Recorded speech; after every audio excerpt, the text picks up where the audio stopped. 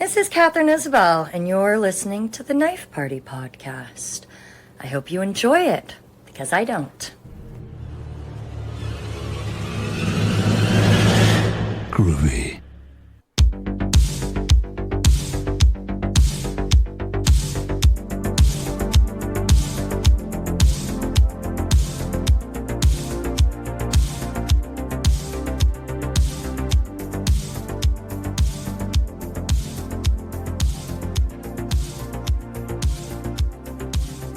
Konnichiwa and mush mushi, and welcome to another edition of the Night Party podcast, where we live all on the cutting room floor. I'm, of course, your illustrious host. That means to shed light on Zachary Evergreen. Here with me again, the best tag team partner I've had since Razor Ramon was tagging with Kevin Nash, but you're Kevin Smith. Anyway, I have the real Kevin Smith, and that's at KCS Kevin Smith on Twitter. That's how you find him. Kevin, what's going on, man? Oh, nothing, dude. Just hanging out, thinking about some dope-ass horror films. So I think we might be talking about one tonight. We just lost, and we planned this a while ago, but things happened. You got the Taco Bell flu. Taco Bell, if you're listening, I'm still want to be a sponsor of you guys. I'll tell you my Taco Bell order at any point. It's $13, and it's delicious. It's a chicken quesadilla, add ground beef, and then a crunchy taco with double ground beef. Low sauce on the quesadilla, please, because I don't want dripping all over myself. Anyway, but you and I have been talking about this movie for a while, but life got in the way, of course. But we just lost Sam Neill, and I mean, I love me some Jurassic Park, but I think Event Horizon is my favorite Sam Neill film. My wife actually watched the whole series called The Tudors, which Sam Neill's in. He plays as like the Cardinal, I believe. Yeah. But anyway, he's great in that too. And we wanted to honor him. I'm sorry this came out so late, but, you know, like I said, life happens, and now we're here. But we're reviewing Event Horizon, Lawrence Fishburne, Sam Neill, and also the bad guy from The Patriot, one of the coolest 1998 movies ever. Before we get into that, remember, you could follow me on Patreon, patreon.com/nightpartypod. I got a free trial there where you can go and listen to a bunch of episodes. I have over 500 hours of recording on there.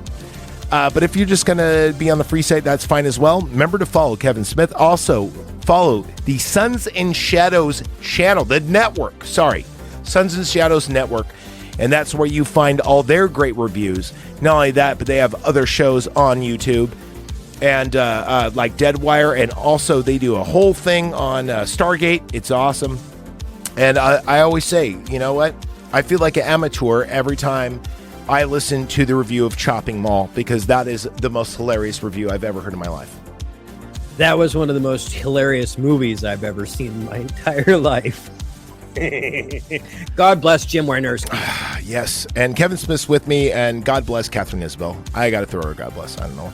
And also, too, have you heard any news on our boy, Ash Williams, a.k.a. Bruce Campbell? I know he's battling with cancer right now. I haven't had any health reports.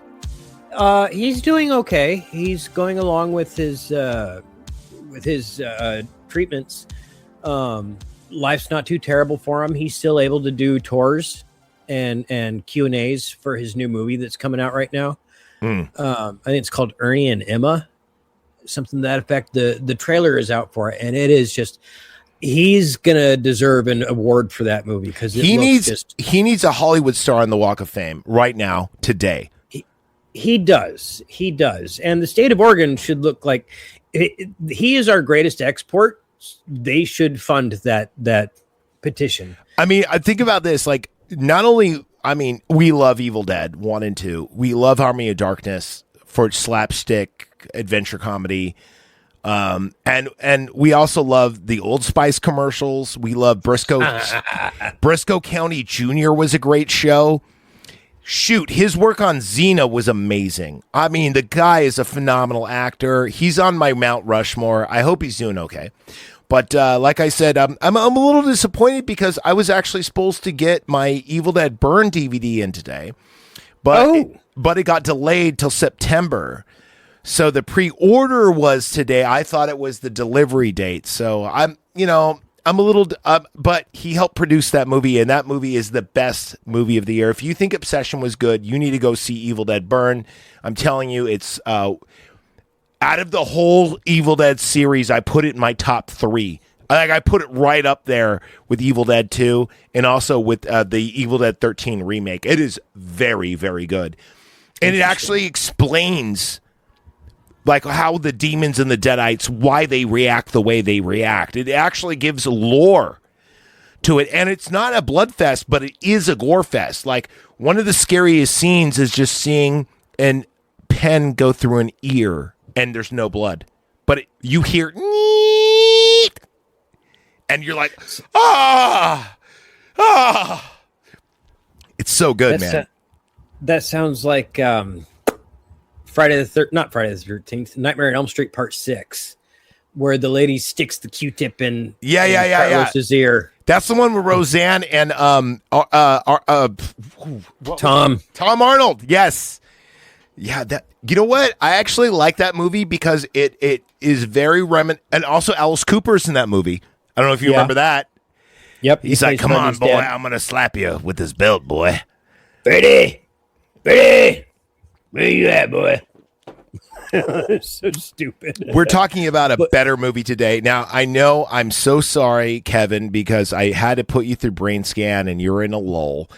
You did enjoy it, but it wasn't your favorite. But here's one of the movies I think is on your Mount Rushmore or close to it. We're talking Event Horizon, baby. Yes. So I have this opinion about the 90s, and we talked a little bit about it just a moment ago. And I think it was 2 weeks ago, 2 weeks ago, or, I mean, if you're, or a week ago, rather, if you're listening on Podcast Land. Yeah. On the last episode, we talked about how Tipper Gore led the whole pearl clutching revolution in the 90s, where you got the parental advisory on all your CDs. You got rated M for mature on your video games eventually. Hey, did you know that the Knife Party Pod is rated M for mature for comic mischief? I dig on that. Mischief is my first language. It's my love language.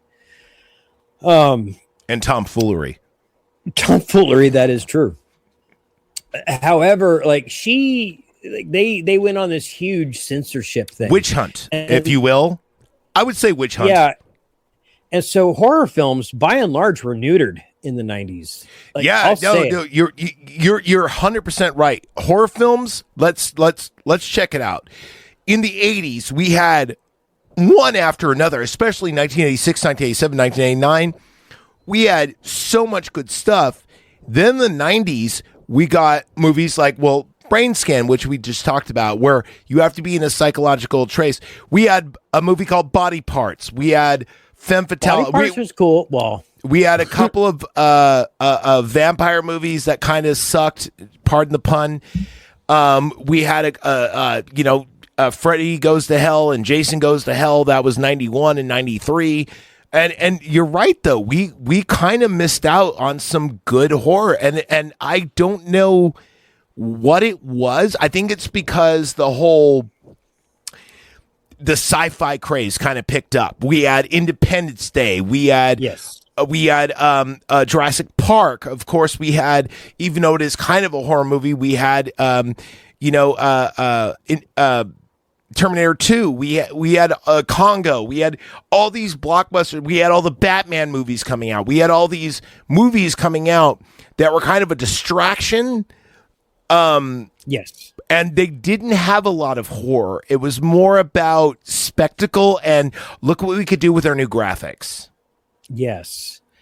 And horror used to be a bit about writing, but largely, of course, about look what we can do. And the 90s were extreme. Oh, yeah. Yeah. Every deodorant had 3 X's on it. Their Axe body spray. I'm sure if White Claw was around, they would have an extreme version. Everything had to be extreme. They had Zima. If you watched pro wrestling in the 90s for 5 minutes, you knew exactly what the 90s were like. I mean, it was karate fighters and Exhibit is here to talk about this extreme deodorant. and everything was about like, it was just there. And they were pushing technology, I think, to their will. I mean, this is also what we got, like Pitch Black, Carnivals of Riddick, and all that other stuff. The Fast and the Furious just started. But also, a little film came out called Event Horizon that flew under the radar and was very, very, very good. There was another one. I don't know if you remember this, Kevin. Do you remember Virus with Jamie Lee Curtis? Mm-hmm. I hated that movie. You hated it? Yeah, because I read the comic book, and the comic book was friggin' rad. Okay, I don't know how you could hate the movie. I guarantee the comic book's dope. But the movie is great. I mean, if I go back and watch it again, I'd probably like it more. I think you would. Because when you see like the zombie like characters all put together by robots and they're like, Alexi, and they're dude, it's pretty awesome. It's pretty nuts. It's pretty scary. And the effects are very good. All practical, by the way. Just like almost this movie. Was it Donald Sutherland that's the bad guy at the end? Yes, he becomes the main Donald Sutherland becomes like the main like droid weird bot at the very end. Yeah. Which is kind of like The Thing, and you're just kind of like, oh, okay, this is all right. That part was enjoyable, but I don't know. Remember the black dude who goes nuts and like starts like just collecting tons of guns and like makes the rocket chair and gets out of there? That was cool. No. I need to go back and see that again. I saw it when it came out. I'm telling you, Virus is a very, very good movie. Oh, and by the way, this officially, if you guys are listening, is the last chance. If this airs and you're not in, you will not get your Blood Diner Season 5 Knife Party t-shirts that Kevin Smith will be rocking, and I will also be rocking. They are long sleeves, and they're going to be nice. So, Kevin, you're in a long sleeve, you're an extra large, right? Or are you I'm a large? You're a large. Okay. Yeah. My tidgies are not that quite that big yet. I'm sorry, dude. I'm so yoked. You know how it is. I got little nipples and big chests. I got... All I do is eat beef and drink beer and do sit-ups. So, I mean, there you go. Anyway. I drink cider, smoke weed, eat everything, and play video games. So I do a lot of those things too. Anyway, so, dude, I got some fun facts for this, but I know you have way more friends in the industry, and I know you got some fun facts on this. So I'm going to read off my first fun fact, and you just marinate on it. But my first one actually isn't even written down or found on the internet, but it was actually me watching the behind the scenes. So there was film of this found in a salt mine in Transylvania. And that is the cutout scenes of them ripping out their eyes and such. They were found in a... I'm going to repeat. This movie had scenes that were found in a salt mine in Transylvania. How cool is that? I don't know if you could beat that. I don't know how real this rumor is, but this is a guaranteed rumor. Like, it's all over the internet. The scenes with the tutorate me, exe me, and they're holding their eyeballs and all that stuff. The extra long version was actually found in a salt mine in Transylvania. I don't think you can write that. How say you? I like that. I've not heard that. I mean, I didn't hear it was that scene, but I have heard that there were scenes, yes, that were found that way. See, I think that's cool. To me, that's kind of like the ending of Warlock, where she's burying the Grand Grimoire out in the salt flats in Utah. Yeah. I'm one of the only people that like that movie. I actually think Warlock is pretty cool. Warlock is a phenomenal film. I think it's very underrated. It is it's one of the best horror movies. Yeah.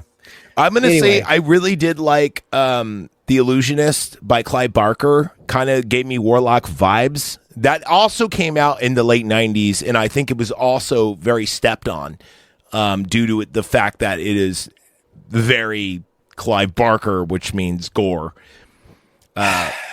Oh, you know what other movie we got? Hold on, real quick. I before I forget, you know another movie we got the same year? We got a sequel, a not needed sequel, by the way, to American Werewolf in London. We got American Werewolf in Paris. It's one of the worst movies I've ever seen in my life. I was so disappointed because I love him. Oh, go ahead. I've never seen American Werewolf in London, so dude. Do not pull this on me again. You always do this. I know, but I had no disappointment when I didn't go see American Werewolf in Paris. Okay, well, I will tell you, American Werewolf in London is a freaking masterpiece. American Werewolf in Paris is a garbage fire. It does not describe it correctly. It is like a waste of time. Oh, sorry. Do you know somebody? Here we go. No. I just remember it was playing in the theater when I first started working there, I think. And it was so bad. Nobody came out happy. Everyone was just basically saying it was an ass cash grab, for lack of a better term. It was terrible, and it wasn't good. American Werewolf in London is so good. It is such a good movie. You've never seen American Werewolf in London? Are you serious? No. Yeah. Look, I've seen Silver Bullet. I said we got to do Sliver, and I said we got to do Tremors, but I'm telling you, after that, we got to do American Werewolf in London. I'm telling you, if you've never seen that movie is it is so good. It's got Nazi zombie ghouls with machine guns. It's got a werewolf. It's got great sex scenes with a hot nurse with red hair. It's got a great scene with darts. It's scary. It's funny. It's got a porno theater in Piccadilly Circus. Yes. I don't know. And by the way, they film the porno as they film the movie. So it's actually part of the movie. And it's great. Now, there's a part where a guy breaks in and he goes, Joe Dante why film? do you have sexing with her? And he goes, I've never met you in my life. And she goes, I never met you either. And he goes, oh, I'm sorry. I'll leave now. And he leaves, and then they continue having sex. That happens in the movie. That really happens. That's the movie. American Werewolf in London fucking rolls. Also, too, the weird thing about it, Hoodcast AF shout out. His name is Jonathan, but his dad's name is Jack, and my name is Zach, but my dad's name is Dave. The main characters in that movie are David and Jack. Weird, kind of. And also, they're nice Jewish kids. We find out because they're circumcised. They show it. It's Dude, I'm circumcised and I'm Catholic. Well, I'm just telling you to watch the freaking movie, man. Anyway. We took all the good shit from you. I mean, you're not wrong. Okay, so release date was August 15th. So this is almost our 40th or what would that 30th anniversary, almost 30th anniversary. Yep. It has a runtime of 96 minutes. Now, this is one of those movies I really thought would have a secret ending, but it doesn't. Like, it almost should. Like, out of all the movies, this really should have a secret ending. Because they do set up for a sequel at the very last scene, but then they kind of just leave us hanging.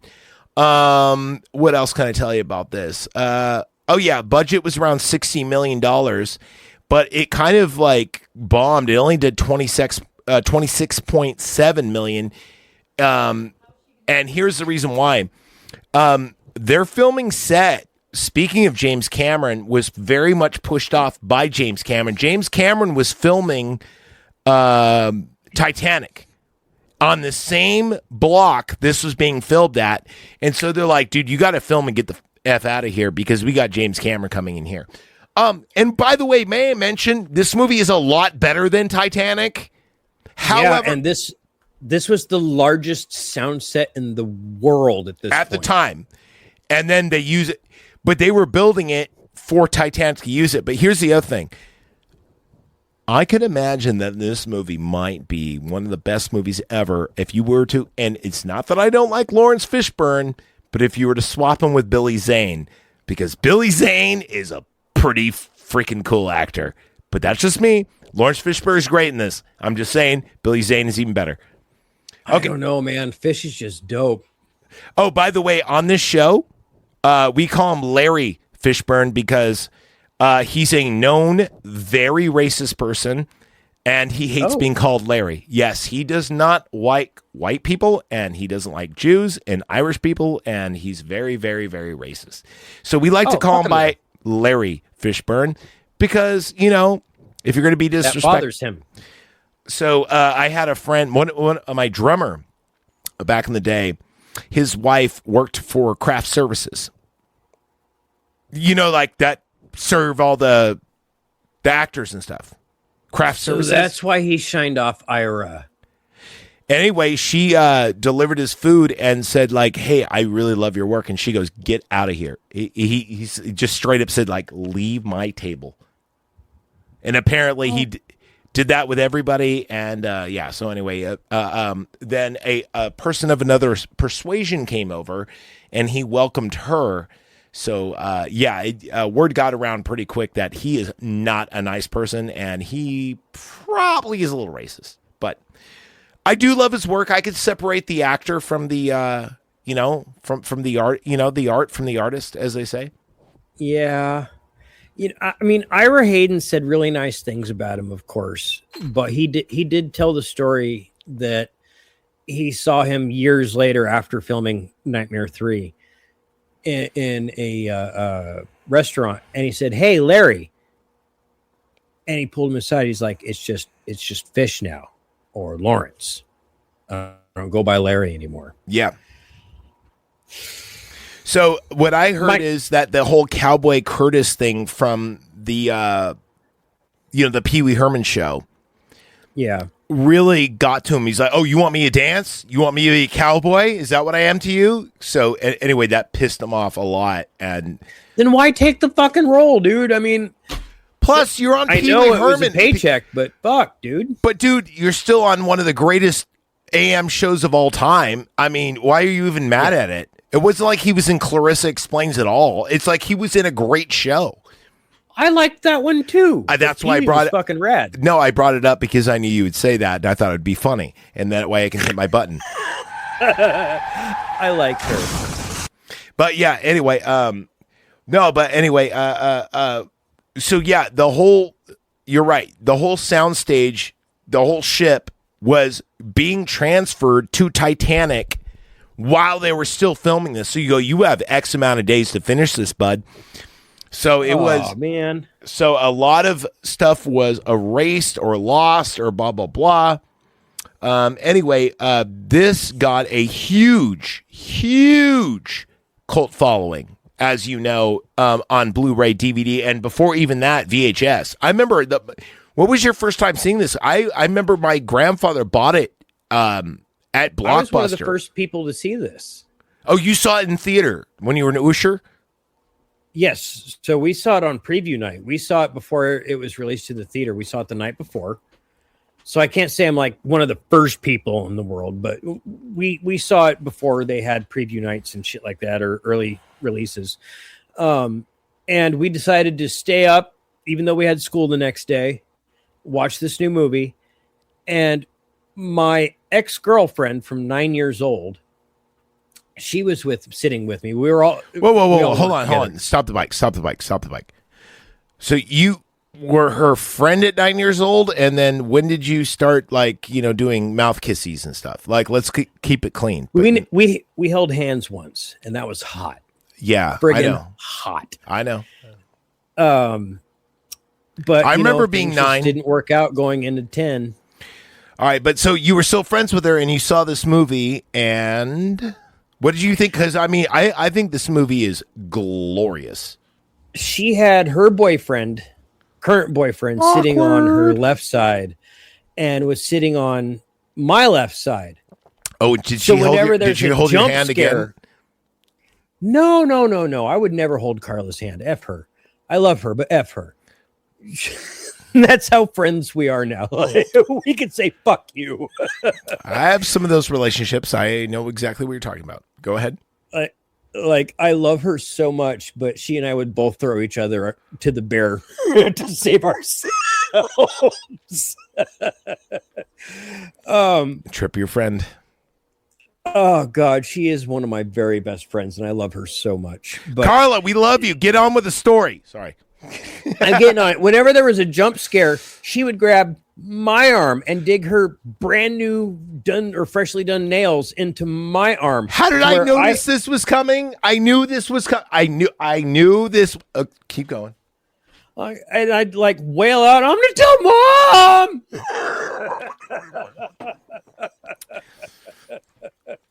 So I watched this Blockbuster case, and it was a pre-rental and everything else. I remember seeing it and going like, "Damn, this movie's good." And I had to watch it again. And I remember I was like side screening it back before there was we didn't have cell phones back in the day, but I was like doing something on my computer or something, and I was just watching it, and I just remember really digging this movie. It's got a cool vibe. The colors are great. Yes. The cinematography is amazing. Like the camera work, even the bad CGI I could forgive because I think this is where I fell in love with Paul Anderson. Like I could immediately recognize his style from this movie going into Alien vs. Predator and Resident Evil. I really like his style. Now, whether or not that movie pans out, that's a different subject. But this was my first experience with him, and I was like, wow, this is friggin' something. So dig this. The Visions of Hell and the ship video log in the original crew were inspired by the paintings of, I'm going to butcher this name, Harmonius Bosch and Peter Bruegel, as well as a photograph by a Jewel Peter Winkin. So it's all from like Dante's Inferno and stuff. Yeah. You could see a lot of imagery there. And if you guys listening or watching at home, if you could find a John Ciardi translation of the Divine Comedy, get it, because not only are you getting the best translation of that poem, you're also getting the best drawings that come with it too, and those carvings are just so friggin' nutsly beautiful. I know you have a lot on this, and I have a lot on this. I'm just going to go over the basic facts before we get into this, because there's a lot of meat on this bone. I mean, there are so many scenes in this. Most of them were cut out and lost. Well, even the great ones, though. All right, so this is definitely, you're going to admit, criminally underrated at 36%. Jesus Christ. And with the audience 62, we have a statement, and it's called Event Horizon Status. That means it's 80 and above. And the only reason why we gave this an 80, we actually gave it above an 80, is because some of the CGI, it's a little dated, it's kind of a little hard to, but for the most part, this is a perfect movie. It is definitely horror. It's definitely scary. It inspired so many things. We're going to talk about that in a second, but I'm giving this like an 85. I got to give it a high 80, 86 probably, actually. What do you think? This is a 95 to 98 for me. It's very, very near perfect. I could totally agree with you on this. I really can. This is probably the best space movie since Alien. Yes. I don't think, 2001 Space Odyssey even comes close. This movie is so well done. And I like the fact that it is an alien intruder, but we don't know, but it's a demonic alien intruder. The Event Horizon even looks like a ghostly spaceship when it's floating through space. It's awesome. The way it looks, it even looks like it's a Batman Noir building. It doesn't even, with its long spine and everything. This movie, Captain Cooper even goes, or the fish even goes, this place is a tomb. Mm-hmm. It's cool. So we're gonna talk about some of my favorite scenes in the movie. I know we're gonna nerd off on this, but the other thing it inspired rather is the Xbox game Dead Space, and I'm a fan of Dead Space. And then later on, we hear that one of our favorite directors is a huge fan of Dead Space, and there's a lot of rumors. Can you confirm? None of the rumors are true. Although Carpenter does love Dead Space. He is a huge video game fan. And he said that he wants to finish his career with Dead Space. That's like what I've heard. Now, here's the rub, though. Dead Space is owned by EA Games. EA Games is now owned by some Saudi company that doesn't allow for titties, violence, beheadings, all the things that the Middle East is known for. Can we just, real quick,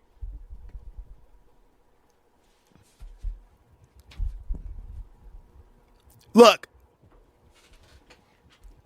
what? They did it, not me. I'm not mad at you. What I'm saying is, can we not sell our IP to people that hate us? That's all I'm saying. No, because businesses don't give a shit. We are in a state of late stage capitalism. Sorry, this is a soapbox, I know. And everything's getting to the peak where it's getting to its worst. No, but it's not. They're selling off to people that it is not. It's not a soapbox right now. If you and I are just trying to talk about a freaking movie, and it gets this bad, where we need to bring it up, that's not a soapbox. That's a dude. This is a real world issue right now. If we have to talk about, dude, this is why I stopped watching wrestling. This is why I canceled all my stuff. This is why I buy physical media. I promise you. Like I really don't understand this.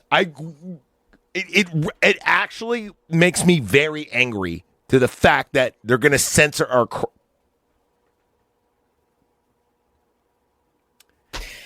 Taking a reset, dude. I can go on. I really can't. I just don't want to alienate fans.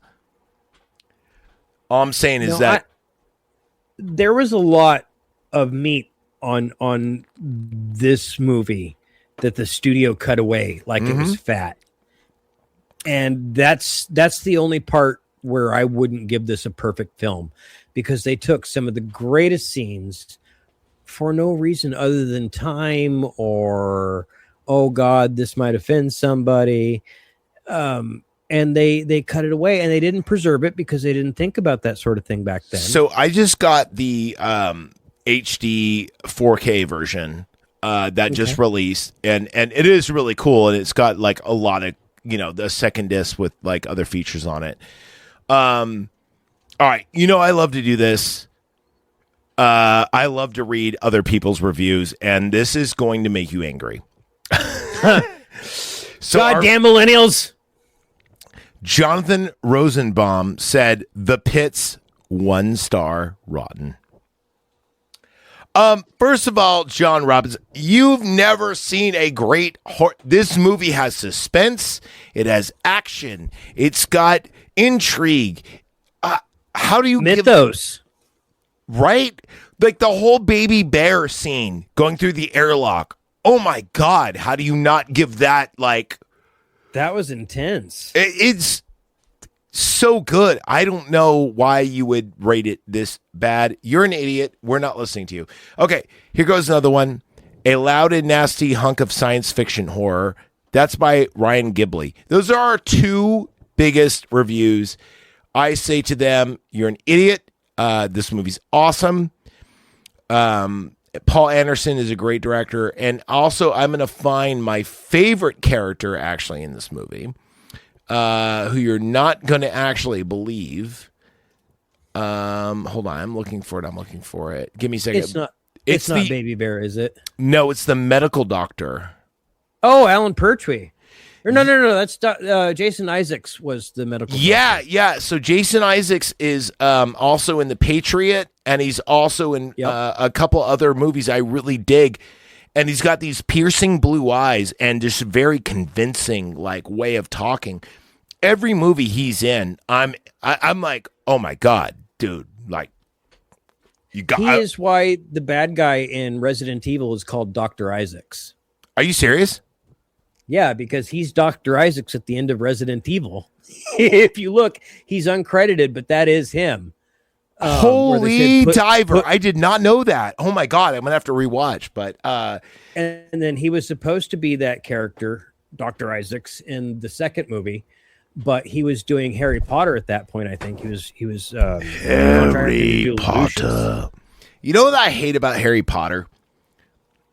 these kids are He could be like my dad and be like, he needs all of his friends to do anything. He's a fucking pussy. No, the only spell he has is blah, blah, blah. And then, I drop whatever's in my hand. Like, he doesn't shoot a fireball or a magic missile or do vampire touch or anything cool. All he knows, and he's trying to save the world from a school? Yeah, Harry would not beat me in a game of Magic is all I'm saying. Oh, dude, I would destroy Harry Potter in the game of Magic the Gathering. Hold on for a second. Hold on. We're doing this. I got some shit. And last month was Marvel month. Hold on. We're doing this. This is happening. See, Harry? Do you really want to go on a game with me? Check this out. I'll pull up my blue deck. Oh, dude, you don't even know about my blue deck. Here we go. I got Dispels. I got, dude, I will return everything to your library. You'll be discarding stuff. Dude, Harry, you're done, son. Oh, what? You want to do that? Oh, we can mill that shit, bitch. Mill it. We could do my Godzilla deck. It's my burn deck. It's all red cards. Yeah, buddy. Yeah. You really want to play? Yeah, Harry. Challenge is accepted. My Evil Dead deck with Swamp Walk, where I turned all your... Yeah, we could do that. On my Angel deck. Oh, dude, you don't even know about this. Did you know I hand drew cards for this? I'm not even kidding. This is so lame. And my I call my wife Angel put deck a my great super Hello bitch Kitty on my deck box, because she's like, when you beat people, they should be looking at Hello Kitty. But yes, in fact... I dig that. I actually drew my own cards for this. Yes, I did. Knife Party official Magic cards. There they are. You can actually buy them. They are pretty cool. Anyway, yeah, Harry Potter's a bitch. That's all I wanted to say. Anyway, back to this movie. Sorry, I had to nerd out right there. He's gonna nerd out with his turd out. Dude, you know what I really like about this, though, is I like how this sympathy for the wife, like he was all about this project. Claire. Yeah, and we get to see her, and she's got her eyes cut out. And again, like, this is flash forwards to me later on as an adult playing, Nicole is dead from Dead Space. Dead Space, thank you. Yeah. But there's so many clues about this, and like when she's in the bath and he's trying to stop her, and there's like all these great moments, and the losing of the eyes. I mean, this movie has so many just of those holy crap moments. Like, am I seeing this? Like, it was profane. It was profane in the sense that it scared you. You hadn't seen anything scary in years. Even horror films in the 80s were not scary like this. And all those flashes too, like when you rewatch it, like when you were watching on a VHS, you would pause and go, "What the fuck?" Like, this What movie, is that? What the hell am I seeing? Like what other body parts are all pasted up on the side of the control deck there? But not only that, it's just like everyone ends here in a... Of course, the comedic black dude gets out of there and like goes like, "I'm coming, blah," and he's and he's great. But that doesn't even bother me about this film. Like this, okay, I will tell you this. This is the scene that really gets to me to this day. Is the Sam Neill scene where he's going and he's fixing, a part of the reactor, and it's all green. In the tunnel? Yeah. And it's all green in the tunnel, and all of a sudden the lights go out and they come back on. You see that. Holy crap. I mean, like, to this day, that is like, whoa, jump scare. I'd be getting the fuck out. And also all the cool fatalities in this movie. Like, there's like,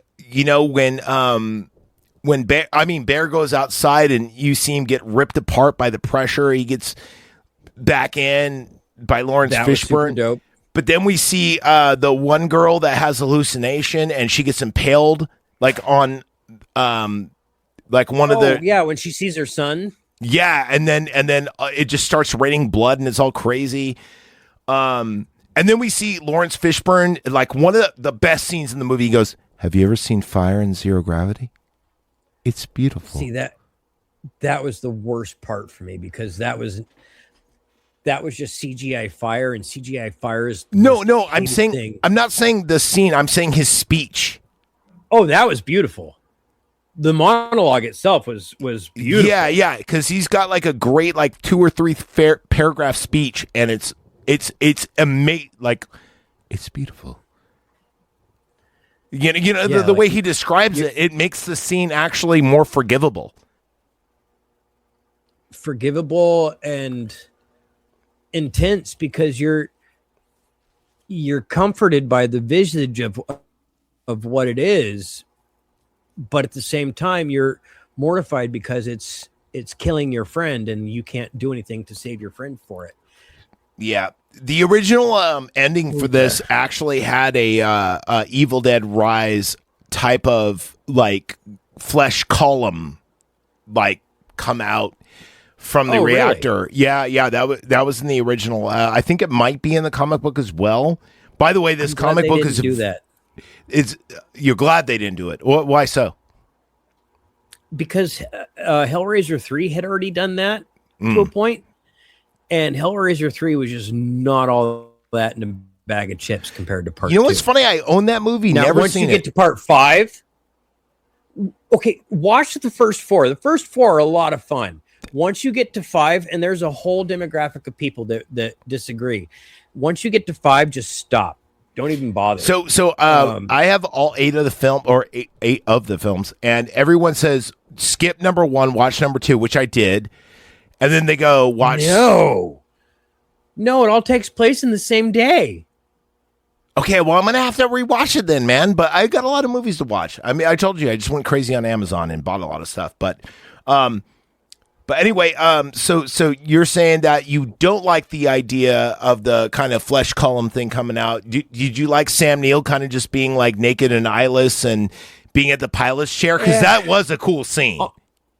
On a level of comparison, yes.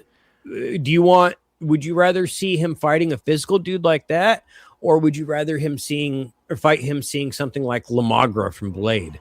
Because that to me is what Lamagra was in Blade, and I hated that so much. No, I get Blade you. would have been a perfect 10 until they got to the end. They were like, "Oh shit, we ran out of budget." I think Blade, it was, and you definitely agree with me. When I did my review on Blade, I go, this movie would have been better as a series that had a bigger budget.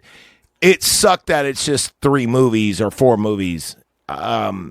It would have been better if it had a budget and it was a series, like what we got with The Punisher, for example. Good times. But anyway, no. But back to this movie. I mean, isn't it weird? I think Sam Neill was a perfect casting choice, because isn't it weird to see kind of like, I don't want to say America's dad, but kind of America. Kinda. He was like the millennials' dad, like, and now he's turning evil, and everybody looked up to Dr. Grant and wanted to be Tim or Lex, and tag along with him like he was Batman in a way, or Indiana Jones for that generation. I mean, we even talked about it on Deadwire, where I said, like, dude, I actually, when I first watched this, thought that was Harrison Ford. No, I'm not kidding, and it wasn't because I was an idiot, because I just assumed cowboy hat, shorts. You know what I mean? Like it's quick memory association. But this one ends in a big way. I mean, we got self-sacrifice, we got bombs. I really do like Lawrence Fishburne and everything else, but Sam Neill kind of steals the show. It's like, it's hard. Yeah. It's hard to be a Bruce Campbell when you have such a heel. It's hard to be a Stone Cold when you have such an Undertaker. You know what I mean? Yeah, everybody was just phenomenal in it, and it's really hard when you have a phenomenally likable good guy. Yeah, and the whole cast. I'm sorry, when you have a phenomenally likable bad guy. Excuse me.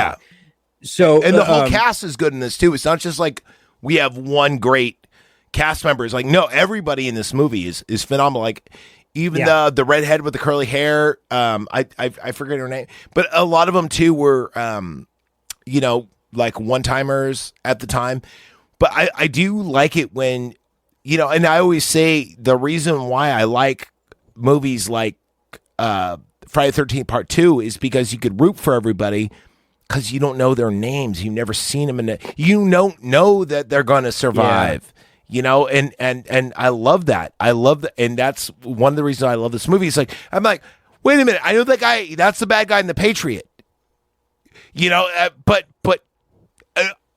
know Lawrence Fishburne. And this is the first movie I've seen him in before, because I saw this before Matrix, believe it or not. Mm. Like, I was late to the game on Matrix. I think I seen Matrix in like 2001. Oh, wow.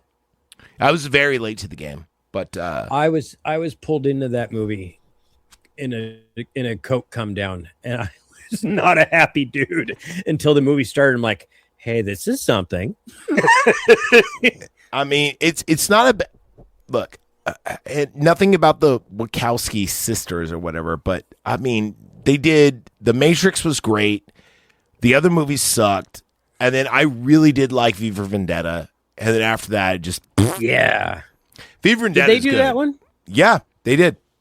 Cool. I watch it every year on the 5th of November. I'm not even kidding. It's a knife party tradition because this started on my dad's birthday, which just so happened to be the death day of my favorite Batman. And so, yeah, anyway, we always watch that as our kind of like season revival, season renewal. I do love that movie. It's so pertinent. Yeah, I mean, it's so quotable. It's so good. It's so fun. Well, if you watch it now, and 2/3 of the community probably wouldn't agree, but it's pretty relevant. I remember. All right, this is going to get me canceled. I remember talking about this when it came out. A government invents a disease. Okay. A government invents a vaccine. Okay. And they want you to vote a certain way. Huh. Kind of sounds like V for Vendetta. Uh-huh. And they have curfews, and they have this, and they have this, and this, and that. And I'm like, yeah, it kind of sounds like the movie V for Vendetta was warning us like 20 years ago about the same crap we're going through now. So anyway, yeah, I have my own opinions on England prevails. Yes.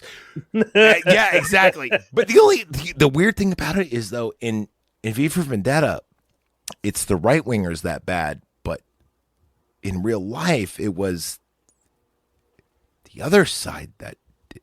But anyway, we're going to move on from that. Anyway.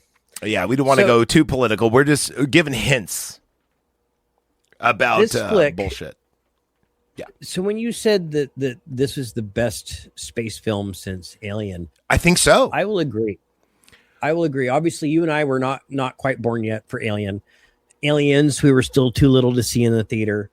I saw Aliens before I saw Alien. So by the time I got around to seeing Alien, which I think was like 93, 94, I was not bothered by it at all. I'd seen plenty more scary things. Yeah. And it took me until I was a little older and seeing a lot more films to realize what made Alien scary for its time. So, and it's still scary.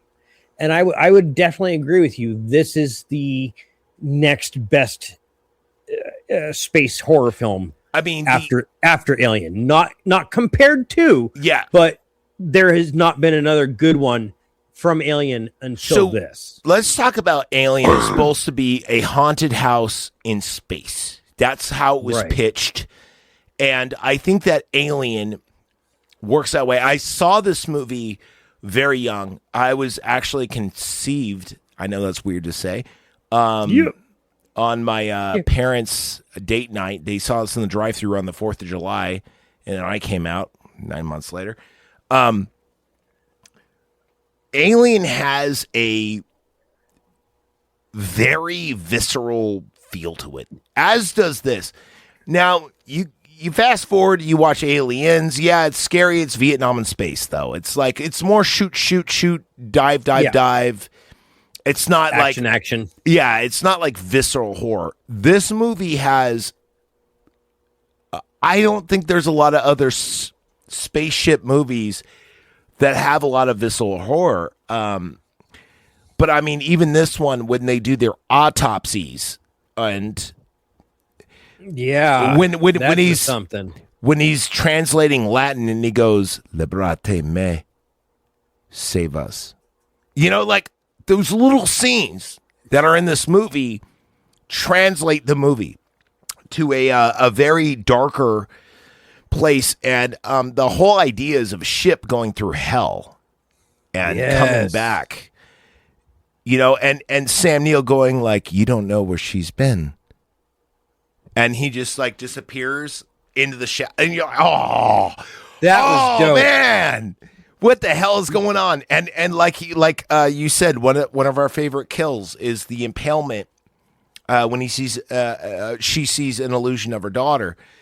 There's so many little scenes when you see Sam Neill talking to his wife and she's about to commit suicide. Dude, that scene is heavy. This movie is filled with those dark places in the recesses of your mind that you cannot access, and brilliant filming. I mean, and you're watching a end of life scene. I don't know if we could say that word. Oh, dude, we're over an hour in. We're fine.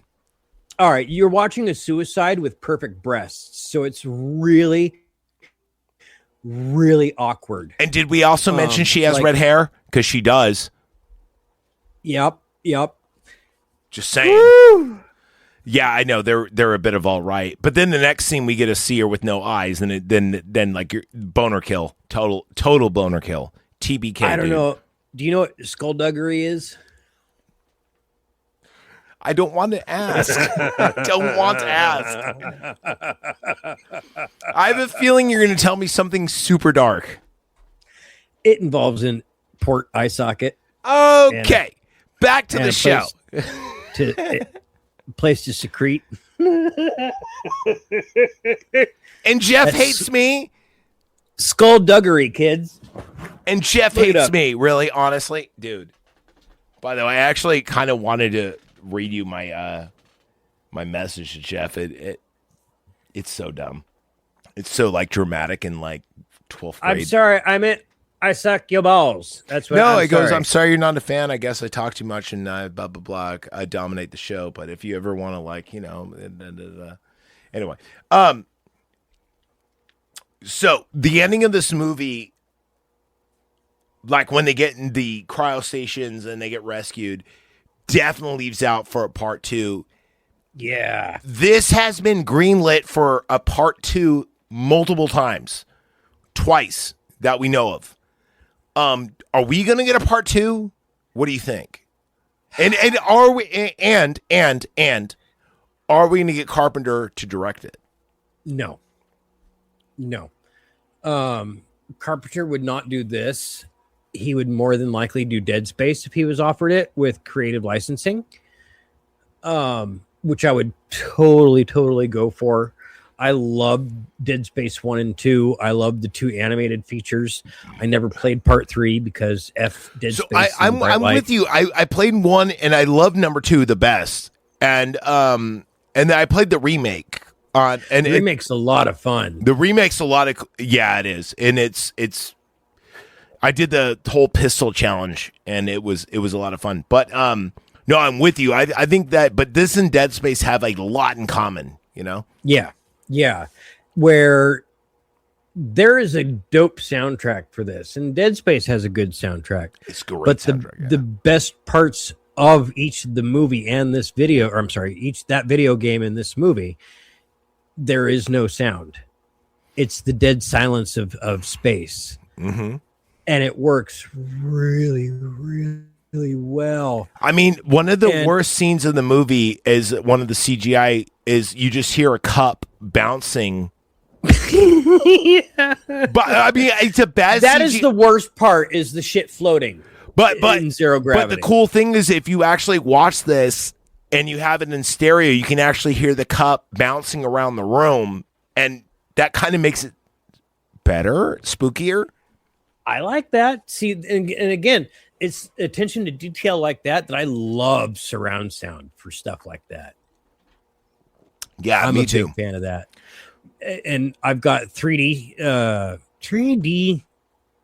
earbuds for my PlayStation, and playing like Fatal Frame 2 on that is just not okay. Oh, have you just out of curiosity, because I'm on the fence about buying it. Have you played Silent Hill 2, the remake? Because I heard it's really great. No, but I have it, I think. Yes. Yeah, you're kind of the guy like me, like where you're like, oh, I need to buy this because it's going to go away, and then you buy it, and then it just kind of sits on your shelf.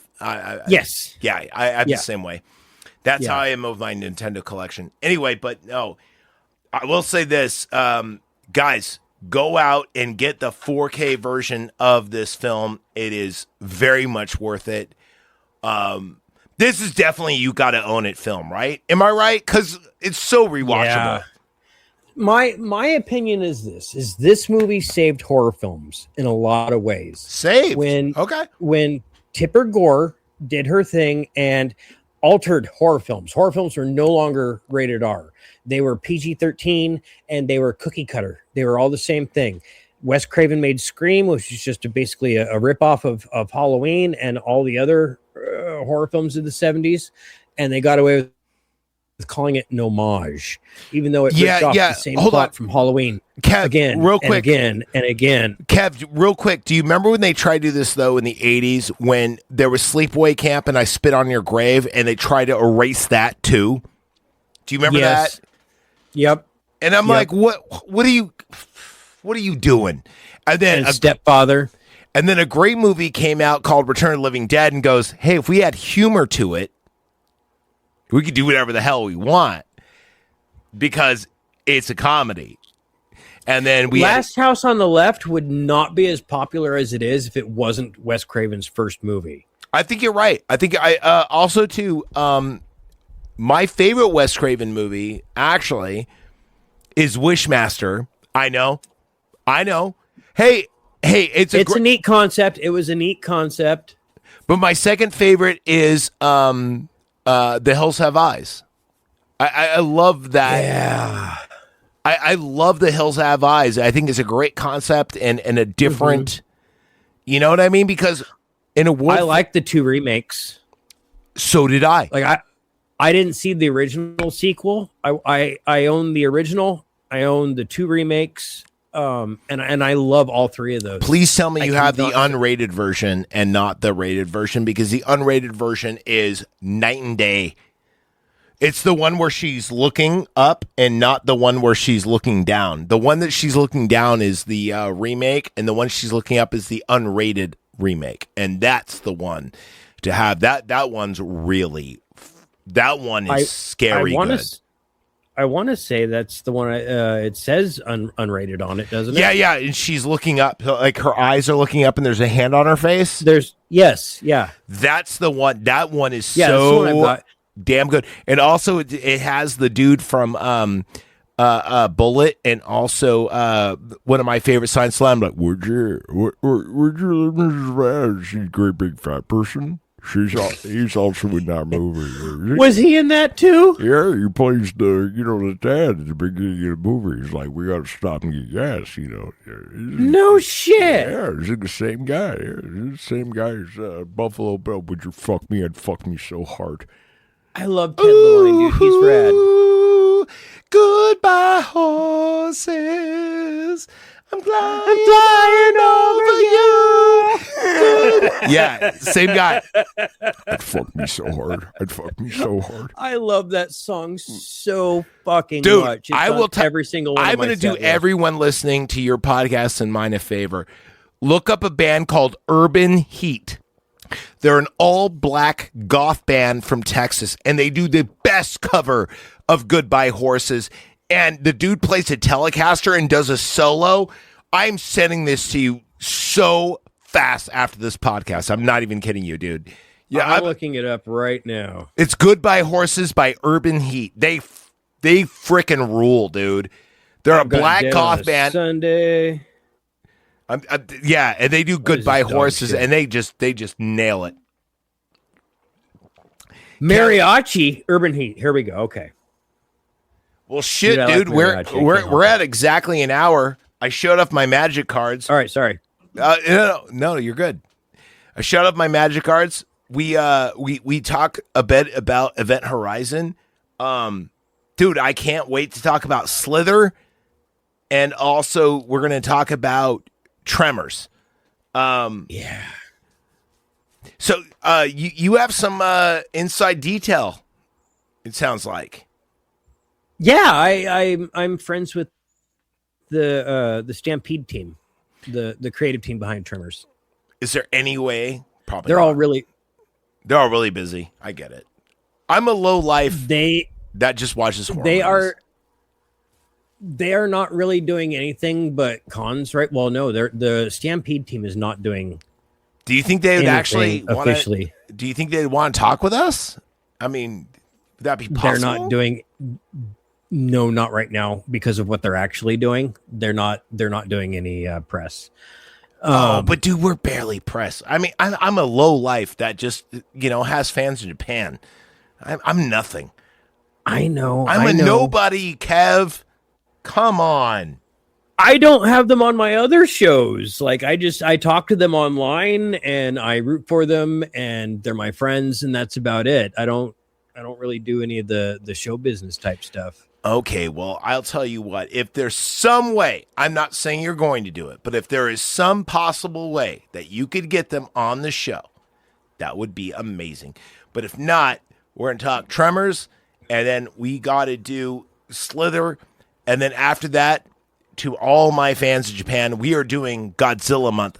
Kevin, if you want to join in, we're going to do the Godzilla in actual timeline. So we're going to do Godzilla -1. We're going to do Gojira. We're going to do Godzilla Revenge, or Godzilla 1985 as they call it. And then we're going to do Then we're going to do Shin Godzilla all in a row, and we're going to just Godzilla out, and we're going to have a lot of fun doing it, I think. I have Godzilla 85 on my hard drive right here, and it's got a virus on it, and it's made it not work, but I never got around to watching it. But I saw it in the theater, dude. I love that movie. Dude, it when I was a kid, I watched that and House more than any other movie. Those were my two movies I watched every single day. So yeah, I dig that. And it starts out with Bambi versus Godzilla, which was really dope. You do have a downloaded you have the VHS version then. Because the normal version doesn't have that. I have the Japanese version. It does not. It's totally different. Really? Yeah. There's a difference. So you're watching Godzilla 1985. I'm watching Godzilla: The Revenge. They're the same footage, but they're different movies. Americanized. Yeah, and they put Raymond Burr in it and a bunch of other weirdo stuff. But anyway, regardless, man, I can't wait to do it. Am I invited back on your podcast anytime soon? We need to check the schedules. We are rearranging things. Like I said, my work schedule's going nuts. So shows are being shifted around. They're going to be restructured. Well, just let me know, man. I dig it. I'm always willing to lend an ear. And now that I got all this stuff figured out with my equipment, I think it shall sound good. But StreamYard is a pain in the ass. I was talking, or not talking with, I was on a show with listening to the Beretta Brothers, and Frank Oz had a problem where he couldn't hear anybody, and it was the same thing. You need to set your speakers from your microphone to your actual computer. Luckily Jonathan Fallen from Hoodcast AF actually walked me through it. He goes, "Get me on the phone." He goes, "Here's what's going on right now. You need to do this and set this." And I go, "Holy shit, it all works." And he goes, "Yeah, I told you it would." But anyway, it's just one of those things. All right, dude, we talked about two great movies today, or at least in your mind, 1.5 great movies. I think we did a great job. I'd say 1 3/4. Yeah. And if you want to see Obsession, why don't you listen to my review? It's a very short review on it. Yeah, I mean, God darn, I love this movie. And I can't wait to talk about Slither with you because that is a fantastic movie. And I can't wait to see Tremors. I haven't seen it in 30 years, dude. I'm telling you, I haven't seen it in 30 years. At least. I might have somebody that you would really, really like for Tremors. Well, you just let me know what times you're available. Let's do it. But anyway, everyone's glad to have you back. I guarantee my numbers are going to get their jump back. Kevin Smith, everybody, one of my favorite movie reviewers from, of course, Sons and Shadows Network. And you can find him wherever you find podcasts or YouTube. And thank you so much, brother. Thank you, dude. Like, this is always fun. And again, Event Horizon is one of my favorite flicks. I'm always happy to talk about it. You know what? I'm always happiest when I'm talking about it. I always like to say, isn't it nice to have an excuse to watch a movie you want to see? Yeah. Yeah. And watching movies that you like while you're doing things that make you seem productive is always a great thing. So it's like, I feel like I did an awesome job because I worked while watching this movie. So I got paid. Well, I mean, kind of. I mean, I'll pay you in merchandise. Anyway, thank you guys so much. By the way, he is KCS Kevin Smith, the real Kevin Smith. I am Zach Evergreen. You could follow me at follow me at Father Heal. Sorry, alcohol is involved in this podcast. And I'm going to go ahead and shut it down, and that way me and Kevin can have a debriefing. But thank you guys so much for listening.